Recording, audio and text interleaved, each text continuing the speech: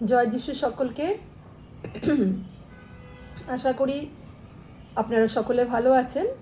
আজকে একটা নতুন শব্দ প্রভু আমার অন্তরে দিয়েছেন, সেটা হলো যুদ্ধ। আমরা যদি দেখি, আমরা সকলেই দেখতে পাচ্ছি যে এখন আমাদের বিভিন্ন জায়গা থেকে যুদ্ধের সংবাদ আসছে।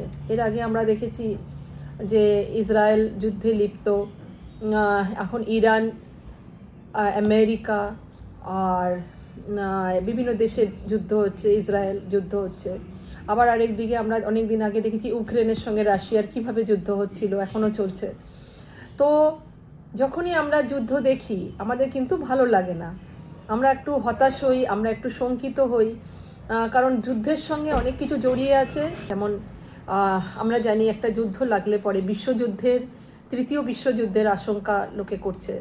তো এমনই একটা বাইবেল থেকে আমি যুদ্ধের কথা বলবো। আমরা যুদ্ধ জানি যে আমরা এর আগেও বিভিন্ন ধর্মগ্রন্থে বিভিন্ন যুদ্ধের উল্লেখ আছে।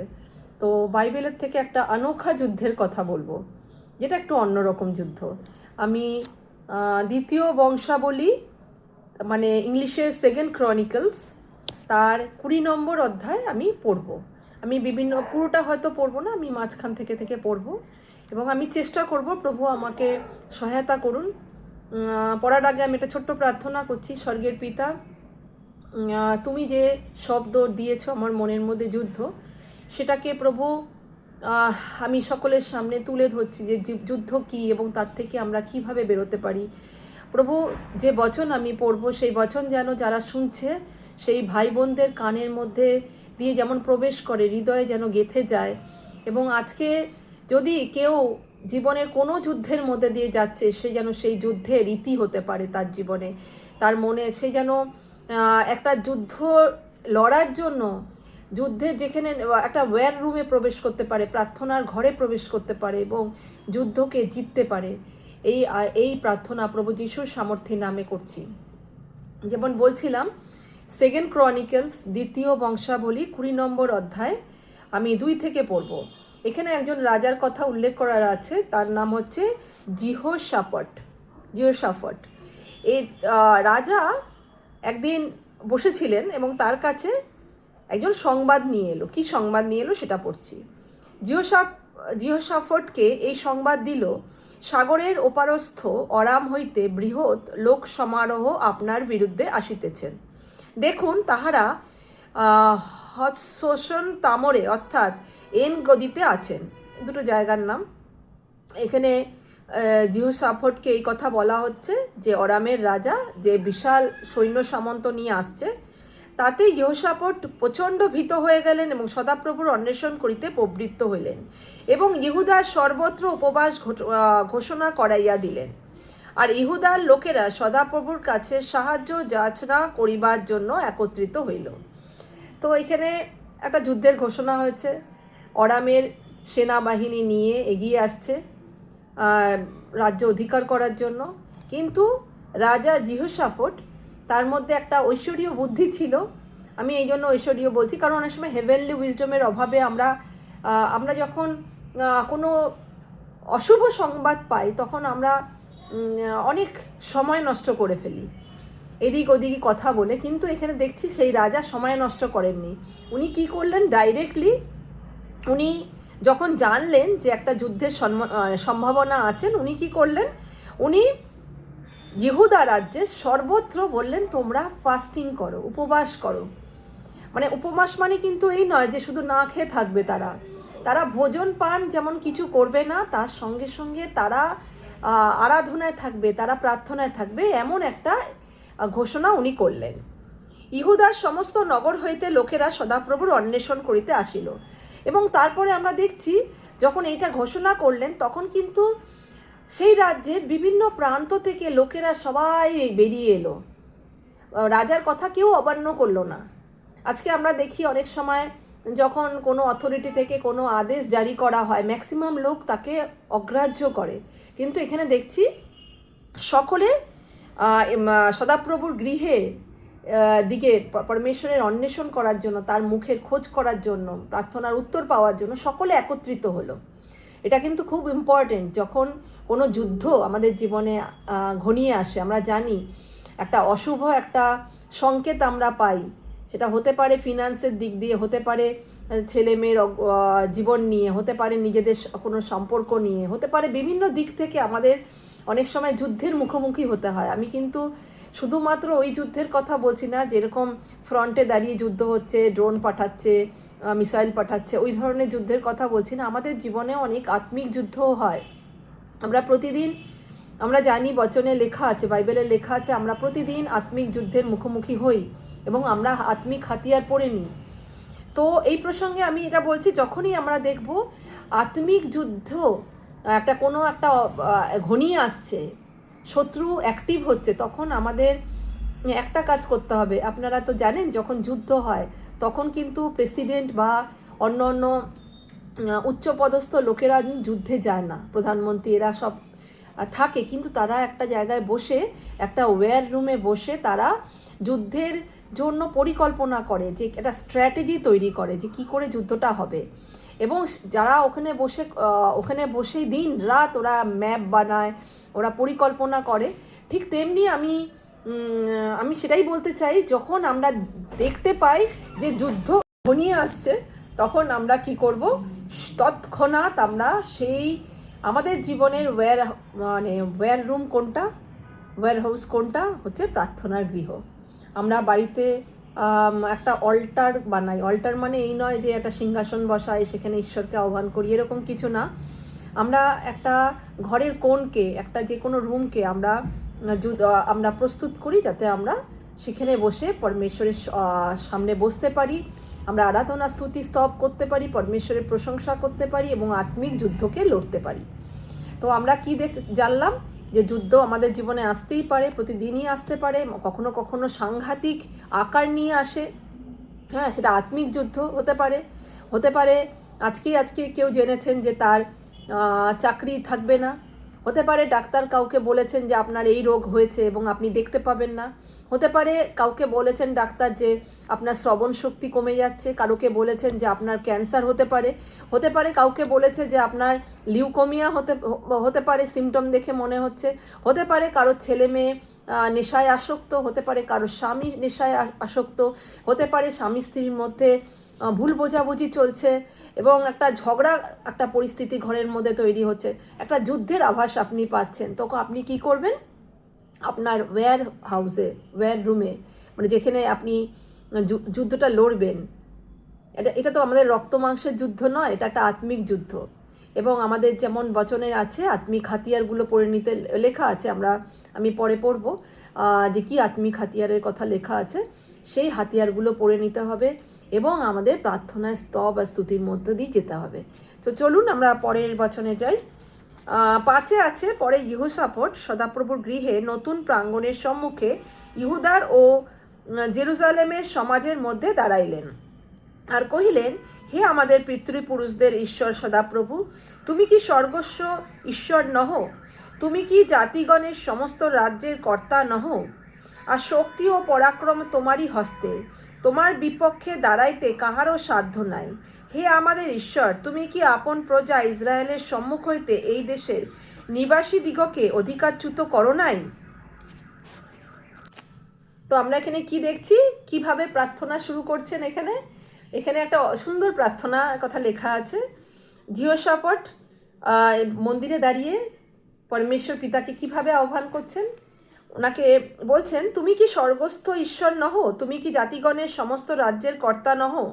তো এখানে উনি পিতার একটা প্রশংসা করছে, পিতাকে একথা বলছে, পিতাই সর্বস্বর কর্তা, সারা পৃথিবীর কর্তা, আর শক্তি ও পরাক্রম তোমারই হস্তে, তোমার বিপক্ষে দাঁড়াইতে কারোর সাধ্য নেই। হে আমাদের ঈশ্বর, তুমি কি আপন প্রজা ইসরায়েলের সম্মুখ হইতে এই দেশের নিবাসীদিগকে অধিকারচ্যুত করো নাই? এবং তোমার মিত্র আব্রাহামের বংশকে চিরকালের জন্য কি এই দেশ দাও নাই? আর তাহারা এই দেশে বসতি করিয়াছে। এই দেশ তোমার নামের জন্য এক ধর্মধাম নির্মাণ করিয়া বলিয়াছে, স্বর্গ কি বিচার সিদ্ধ দণ্ড, কি মহামারী, কি দুর্ভিক্ষ স্বরূপ অমঙ্গল যখন আমাদের প্রতি ঘটিবে, তখন আমরা এই গৃহের সম্মুখে তোমারই সম্মুখে দণ্ডায়মান হইব, কেননা এই গৃহে তোমার নাম আছে এবং আমাদের সংকটে আমরা তোমার কাছে ক্রন্দন করিব, তাহাতে তুমি তাহা শুনিয়া নিস্তার করিবে। তো এখানে পরমেশ্বরকে মনে করিয়ে দেওয়ার চেষ্টা হচ্ছে, যে আমরা করি অনেক সময় না, আমরা প্রভুকে বলি তুমি তো বলেছো, তুমি তো প্রমিস করেছো। আমরা পরমেশ্বরকে অনেক সময় প্রমিসকে মনে করিয়ে দিই, উনি ভুলে যান না, কিন্তু আমরা প্রমিসগুলো পরমেশ্বরের সামনে তুলে ধরি। আমার মনে হয় যে পরমেশ্বর সর্বদা মনে রাখেন যে মানে কি প্রমিস উনি করেছেন। কিন্তু এখানে কি বলছেন যে রাজা বলছেন যে তুমি তো আমাদের কাছে বলেছো, প্রমিস করেছো যে যখনই কোনো মহামারী আসবে, যখনই যুদ্ধ তৈরি হবে, তখন আমরা যখন এই গৃহের সম্মুখে দাঁড়াবো এবং আমরা ক্রন্দন করব, তুমি নিস্তার করবে। এখানে একটা মন্দিরের সামনে দাঁড়িয়ে সকলে বলছে, কিন্তু যেহেতু এটা পুরনো নিয়ম, পুরাতন নিয়ম, প্রভু যীশু খ্রিস্টের জন্মের অনেক আগেকার ঘটনা, তো আমাদের কাছে একটা প্রিভিলেজ আছে যে আমরা প্রভু যীশুর সন্তান, ছেলে মেয়ে। আমাদের হয়তো কোনো মন্দির চার্চে যেতে হয় না সব সময়। ধরুন কোনো একটা বিশেষ সমস্যা হলো, সেই সময় আপনি ওই দেশে নেই বা ওই স্থানে নেই, আপনার তখন নিজেকেই লড়তে হবে। আপনি হয়তো ফোন করে বলতে পারেন যারা প্রার্থনা করে, প্রার্থনার যোদ্ধাদের, কিন্তু আপনাদের মেইন যুদ্ধটা আপনাকেই লড়তে হবে না। তখন আপনি কার কাছে যাবেন? তখন ধরুন মন্দির, চার্চে যেতে পারছেন না, তখন কিন্তু আপনি আপনার ওয়্যার রুমে, যেখানে নাকি যুদ্ধের প্রস্তুতি নেবেন বলে আপনি বানিয়ে রেখেছেন, সেখানে প্রবেশ করবেন এবং পরমেশ্বরের সঙ্গে এরকমভাবে কথা বলা শুরু করবেন। আর এখানে লেখা আছে, দেখো উহারা আমাদের কিরূপ অপকার করিতেছে, তুমি যাহা আমাদিগকে ভোগ করিতে দিয়াছ, তোমার সেই অধিকার হইতে আমাদিগকে তাড়াইয়া দিতে আসিতেছে। হে আমাদের ঈশ্বর, তুমি কি উহাদের বিচার করিবে না? আমাদের বিরুদ্ধে কি ওই যে বৃহৎ দল আসিতেছে, তাহাদের বিরুদ্ধে আমাদের তো নিজের কোনো সামর্থ্য নাই, কি করিতে হইবে তাহা আমরা জানি না, আমরা কেবল তোমার দিকে চাহিয়া আছি। এখানে পুরোপুরি সমর্পণ করছে একজন রাজা। সে সমস্ত কিছু পরিত্যাগ করে, উপবাস করে, তার যে রাজা হওয়ার গৌরব থাকে না, একটা প্রেস্টিজের ব্যাপার, যে সকলের সামনে কিন্তু সে নত হয়ে, নম্র হয়ে সকলের সামনে পরমেশ্বর, রাজাও কা রাজা, যে নাকি পরমেশ্বর পিতা, তার সামনে তার আর্জি নিয়ে আসছে এবং বলছে যে আমাদের রক্ষা করো। এইরূপে শিশু, স্ত্রীলোক ও সন্তানগণের সহিত সমস্ত ইহুদা সদাপ্রভুর সাক্ষাতে দণ্ডায়মান হইল, আর সমাজের মধ্যে ইহশিয়েল নামে একজন লেবীয়ের উপর সদাপ্রভুর আত্মা আসিল। তো এখানে দেখছি যে এখানে শিশু, স্ত্রীলোক, সন্তানগণ সকলে মিলে কিন্তু পার্টিসিপেট করেছিল। একটা প্রশ্ন আপনাদের করি, প্রশ্নটা হলো এই, কি আমরা যখন এখানে দেখছি যে এখানে সমস্ত পরিবারে বাচ্চা হোক, বৃদ্ধ হোক, নারী হোক, সকলে একত্রিত হয়ে পরমেশ্বরের কাছে দণ্ডায়মান হয়েছে। তো এখন একটা প্রশ্ন সকলকে আবার করি, যে আমাদের বাড়িতে যখন এরকম কোনো প্রবলেম আসে, তখন কি আমরা একাই যুদ্ধটা লড়ি, না আমাদের পরিবারের সকলকে আমরা ডাকি প্রার্থনার জন্য? হয়তো তারা আসবে না, আসতে চাইবে না, কিন্তু তাদেরকেও আমাদের আনতে হবে। অনেক সময় রোববার দিন যখন সানডে আমরা চার্চে যাই, তখন বাচ্চারা অনেক সময়, যারা, তারা ক্লান্ত হয়ে গেছি সানডে এই বলে চার্চে যেতে চায় না, বা আমার পরীক্ষা আছে, আমার কাজ আছে, আমার অ্যাসাইনমেন্ট আছে, ইত্যাদি ইত্যাদি করে তারা অ্যাভয়েড করতে চায়। কিন্তু তাদেরকে আমাদের বোঝাতে হবে। এই জন্য প্রভু আমাদের বুদ্ধি দিক, আমরা উইজডম দিক, আমরা কি করে তাদেরকে বোঝাবো যে এই যুদ্ধ শুধু আমাদের একার নয়। এছাড়া আমরা দেখছি এখানে একজন ইহশিয়েল নামে একজন লেবীয়ের উপরে পরমেশ্বরের আত্মা নেমে এলো। সেই সময় পবিত্র আত্মা অত সহজে আসতেন না। তো এখন যেমন আমাদের সঙ্গে পবিত্র আত্মা আছে, সেই সময় বিশেষ বিশেষ জায়গায় নবীদের উপরে পবিত্র আত্মা আসতো, এবং এখানে দেখছি পরমেশ্বরের আত্মা তার উপরে এলো এবং সে কি বলতে শুরু করলো শুনি। হে সমস্ত ইহুদা, হে জেরুজালেম নিবাসী লোক সকল, আর হে মহারাজ ইহোশাফট, শ্রবণ করো। সদাপ্রভু তোমাদের এই কথা কহেন, তোমরা ওই বৃহৎ লোক সমারোহ হইতে ভীত নিরাশ হইও না, কেননা এই যুদ্ধ তোমাদের নয় কিন্তু ঈশ্বরের। হালেলুয়া! ঈশ্বরের মহান নামের ধন্যবাদ হোক। মানে কি সুন্দরভাবে পরমেশ্বর কথা বলছেন তার সন্তানদের সঙ্গে একজন ভাববাদীর দ্বারা। কি বলছেন? যে এই যুদ্ধ তোমাদের নয়, এই যুদ্ধ ঈশ্বরের। তো আমরা প্রার্থনার সময় এটা বলে থাকি, পিতা এই যুদ্ধ তোমার, এই যুদ্ধ আমাদের নয়, আমরা বিশ্রাম করব, তুমি যুদ্ধ করবে। এটা কত বড় একটা আমাদের একটা আশার কথা, যে যুদ্ধটা যেটা আমাদের লড়ার কথা সেটা পরমেশ্বর লড়েন। আমরা যখন তার সামনে সেই অবস্থাতে আসি, ধন্যবাদের সঙ্গে স্তুতি নিয়ে আমরা ফাস্টিং করে তার সামনে আসি, সেই যুদ্ধ পরমেশ্বর লড়েন। তোমরা কল্ল উহাদের বিরুদ্ধে নামিয়া যাও, দেখো তাহারা শীষ নামক আরোহণ স্থান দিয়া আসিতেছে, তোমরা জেরুয়েল প্রান্তরের সম্মুখে উপত্যকার অন্তভাগে তাহাদিগকে পাইবে। তো এখানে আমরা দেখলাম উনি বলে দিচ্ছেন যে কোথায় যেতে হবে, স্ট্র্যাটেজি কী, যুদ্ধের স্ট্র্যাটেজি মানে কীভাবে ওরা যাবে সেটা পরমেশ্বর বলে দিচ্ছেন, এবং বলছেন যে শত্রু কোন রাস্তা দিয়ে আসছেন সেটাও বলে দিচ্ছেন। তো আমরা যখন পরমেশ্বরের সঙ্গে এরকমভাবে জুড়ে থাকি, এটা আমাদের একটা, আমি বলবো এটা একটা প্রিভিলেজ, যে প্রভু যিশুকে জানার, যে আমরা যখন প্রার্থনায় থাকি আমরা কিন্তু আগাম একটা কথা বুঝতে পেরে যাই যে শত্রু অ্যাক্টিভ হচ্ছে এবং শত্রু একটা স্ট্র্যাটেজি তৈরি করছে আমার বিরুদ্ধে, এবং তার জন্য কিভাবে প্রার্থনা করতে হবে সেটাও পরমেশ্বর আমাদের বলে দেন। তো এখানে তাই বলা আছে, এবং এবার তোমাদিগকে যুদ্ধ করিতে হইবে না, হে ইহুদা ও জেরুজালেম, তোমরা শ্রেণীবদ্ধ হও, দাঁড়াইয়া থাকো, আর তোমাদের সহবর্তী সদাপ্রভু যে নিস্তার করিবেন তাহা দেখো। ভীত কি নিরাশ হইও না, কল্ল তাহাদের বিরুদ্ধে যাত্রা করো। তো এখানে উনি বলছে যাত্রা করো, তার মানে আমাদের একটা জায়গায় বসে থাকলে হবে না, আমাদের কিন্তু এগিয়ে যেতে হবে। এরকম না যে একটা যুদ্ধের আভাস পেয়েছি বলে আমরা নিজেদেরকে গৃহবন্দী করে রেখে দেব, হ্যাঁ, যে প্রার্থনা গিয়েই সময় কাটিয়ে দেব, কিন্তু আমাদের কিন্তু কিছু কার্যও করতে হবে, আমাদের কিন্তু বেরোতে হবে, শত্রুর সামনাও করতে হবে। ভীত হলে হবে না। এই জন্য আমাদের বাক্যে আছে, পরমেশ্বরের বচন বলে, তোমাদের আমি ভয়ের আত্মা দেইনি, আমি তোমাদেরকে পাওয়ার, লাভ আর সাউন্ড মাইন্ডের আত্মা দিয়েছি। যে কোনো অবস্থাতে আমরা ভয় পাবো না, আমাদের বুদ্ধি স্থির থাকবে, আমাদের মধ্যে পরমেশ্বরের সামর্থ্য কাজ করবে এবং করেও। তো এখানে ভয় পেতে বারণ করলো এবং তোমরা শ্রেণীবদ্ধ হয়ে দাঁড়াইয়া থাকো সে কথা বললো। ভীত হতে বারণ করলো এবং নিরাশ হতে বারণ করলেন, কেননা সদাপ্রভু তোমাদের সহবর্তী।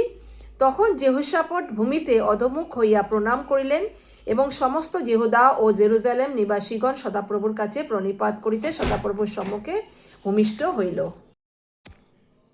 এবার আমি আসছি, এরপরে কি হলো, সকালবেলা কি করলো। পরে তাহারা প্রত্যুষে উঠিয়া তকয় প্রান্তরে যাত্রা করিল। তাহাদের যাত্রাকালে যেহোশাফট দাঁড়াইয়া কহিলেন, হে ইহুদা, হে জেরুজালেম নিবাসীগণ, আমার কথা শোনো। তোমরা আপন ঈশ্বর সদাপ্রভুতে বিশ্বাস করো, তাহাতে সুস্থির হইবে, তাহার ভাববাদীগণে বিশ্বাস করো, তাহাতে কৃতকার্য হইবে। আর তিনি লোকদের সহিত পরামর্শ করিয়া লোক নিযুক্ত করিলেন, যেন তাহারা সৈন্যশ্রেণীর অগ্রে অগ্রে গিয়া সদাপ্রভুর উদ্দেশ্যে সঙ্গীত ও পবিত্র শোভায় প্রশংসা করে, এবং এই কথা বলে, সদাপ্রভু স্তবগান করো, কেননা তাহার দয়া অনন্তকাল স্থায়ী। কি অদ্ভুত না, যুদ্ধে যাচ্ছে, এখানে যুদ্ধে যাচ্ছে সকালবেলা উঠে প্রত্যুষে, এবং যেহোশাফট রাজা দাঁড়িয়ে কি বললেন, যে নিবাসীগণ রাজ্যে তোমরা শোনো, তোমরা পরমেশ্বরের ওপরে বিশ্বাস করো। উনি কিন্তু একবারও বলছেন না যে আমি খুব শক্তিশালী রাজা, তুমি আমাদের উপর তোমরা বিশ্বাস করো, তা কিন্তু বলছে না, বলছে পরমেশ্বরের উপর বিশ্বাস করো। তো আমাদের সর্বদা যা কিছু মহিমা নিজেদের নেওয়ার নেই, আমাদের সব মহিমা পরমেশ্বরে, যে আমি অনেক জানি, আমি দর্শন দেখি, আমি প্রার্থনা করলে লোকে সুস্থ হয়, আমি এই করি, এই আমি এখানে কোনো স্থান নেই। যা কিছু করেন পরমেশ্বর করেন এবং পরমেশ্বরের দ্বারা হয়। সুতরাং এখানে রাজা কিন্তু সেটা জানতেন, এবং এখানে বলছেন যে তোমরা আমার কথা শোনো এবং তোমরা ঈশ্বরকে বিশ্বাস করো, তবে তোমরা সুস্থির হতে পারবে। একটা খুব দামি কথাটা হয়তো আমরা অনেক সময় ভাবি না, কিন্তু আমরা যেই মুহূর্তে পরমেশ্বর মানে জীবিত পিতা পরমেশ্বরের সামনে আসি, সৃষ্টিকর্তার সামনে আসি, তখন কিন্তু আমরা সুস্থির হয়ে যাই, আমাদের মধ্যে একটা স্থির আত্মা আসে, শান্তি আসে, অসীম ধৈর্য আসে, শান্তি আসে, আনন্দ আসে। এখানে সেই কথাই উনি বলছেন। আর ভাববাদীগণকে বিশ্বাস করো, তাহাতে কৃতকার্য হইবে। আর তিনি লোকদের সহিত পরামর্শ করলেন এবং কিছু লোককে সৈন্যদের আগে আগে সঙ্গীত যারা করতে জানে, যারা আরাধনা করতে জানে, তাদেরকে নিযুক্ত করলেন। একটা যুদ্ধের প্রসেশন, এবং সেখানে কি অদ্ভুত, আগে কিন্তু অস্ত্র নিয়ে কেউ যাচ্ছে না, কোনো রথে করে অস্ত্র নিয়ে কেউ যাচ্ছে না। আমরা এর আগেও অনেক রকম যুদ্ধের গল্প পড়েছি, বড় বড় যুদ্ধের গল্প ছোটোবেলা থেকে আমরা পড়েছি। সেখানে আমরা দেখেছি রথে করে প্রচুর তীর ধনুক নিয়ে, তলোয়ার নিয়ে প্রচুর যুদ্ধ হচ্ছে, এবং যাকে স্বয়ং ভগবান বলে মেনে নেওয়া হয় সেও সেই যুদ্ধের রথ চালাচ্ছেন। কিন্তু এখানে একটা অদ্ভুত যুদ্ধ, যে যুদ্ধে প্রশংসা, স্তব, স্তুতি হচ্ছে। আগে আগে বাদ্যযন্ত্র নিয়ে পরমেশ্বরের স্তুতি আর প্রশংসা করতে করতে লোকেরা চলেছে। তো চলুন দেখি এরপরে কি হলো। যখন তাহারা আনন্দগান ও প্রশংসা করিতে আরম্ভ করিল, তখন সদাপ্রভু ইহুদার বিরুদ্ধে আগত আম্মনের ও মোয়াবের সন্তানগণ ও সেইর পর্বতীয় লোকদের বিরুদ্ধে লুক্কায়িত সৈন্যদিগকে নিযুক্ত করিলেন, তাহাতে তারা পরাহত হইল। এবং আম্মনদের মোয়াবের সন্তানগণ নিঃশেষে বধ ও বিনাশ করিবার জন্য সেইর পর্বত নিবাসীদের বিরুদ্ধে উঠিল। সেইও নিবাসী দিগকে সংহার করিবার জন্য পরস্পর একজন অন্যের বিনাশ সাধনের সাহায্য করল।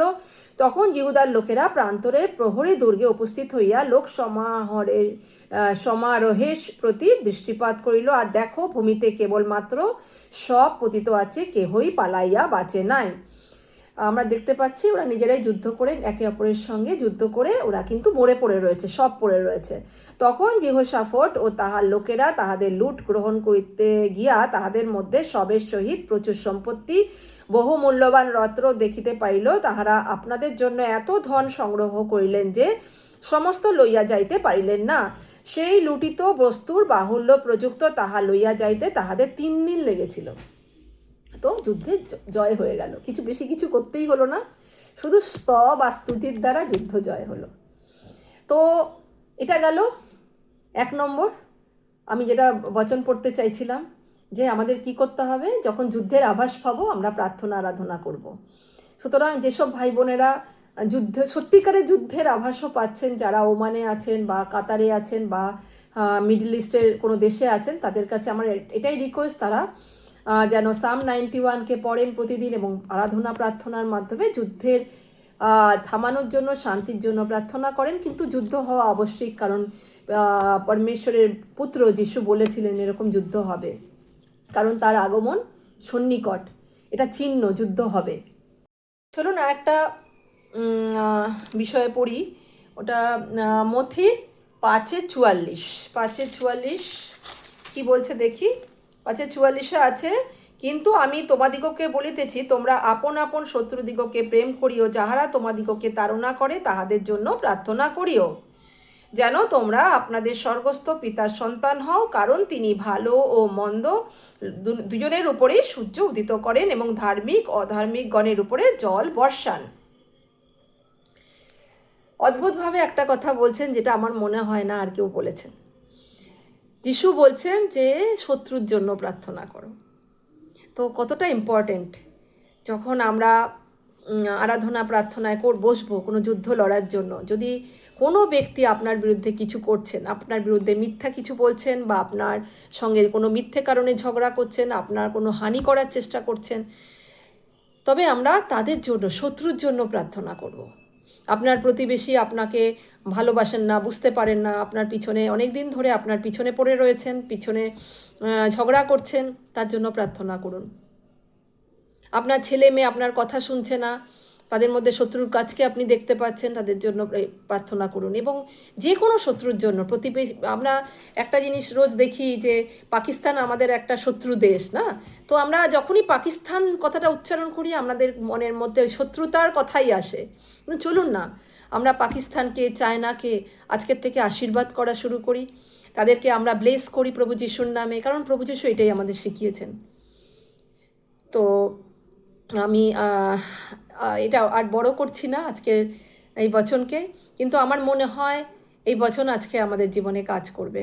এবং ছোট্ট একটা প্রার্থনা করি, এবং নেক্সট সেশনে আমি আরও বলবো যে আমরা আত্মিক যুদ্ধের মুখোমুখি কী করে হব। হে স্বর্গস্থ পিতা, তোমাকে অনেক ধন্যবাদ দিই আজকের এই বাক্যের জন্য। তুমি শেখালে আমাদের যুদ্ধ কিভাবে লড়তে হয়, কোথায় বসে লড়তে হয়, এবং কিভাবে যুদ্ধ করতে হয়, কিভাবে স্তুতি এবং প্রশংসার দ্বারা আমরা যুদ্ধকে জয় করতে পারি। যেসব কান শুনলো, যেসব হৃদয়ে তোমার বাক্য গিয়ে পড়লো, সেইখানে যেন সেই বাক্য কার্যশীল হয়। এবং কেউ কোনো ভাই বোন যদি আজকে কোনো এর বিপরীত পরিস্থিতির মধ্যে দিয়ে যাচ্ছেন, কোনো রকম এরকম শত্রুর মানে মুখোমুখি হচ্ছেন, তবে তাদের জন্য আমি প্রার্থনা করি, প্রভু পিতা পরমেশ্বর তাদেরকে তুমি আজকে বার করো, তাদের মুখে স্তব আর স্তুতি দাও প্রভু, তারা যেন এই অবস্থাতেও তোমার স্তব স্তুতি করতে পারে এবং তোমার সহায়তা আসতে পারে এবং জানতে পারে তুমি যেমন বলেছো যে be still and know that I am your God. প্রভু তুমি বলেছো স্থির থাকো এবং বিশ্রাম নাও, আমি তোমার হয়ে যুদ্ধ করব।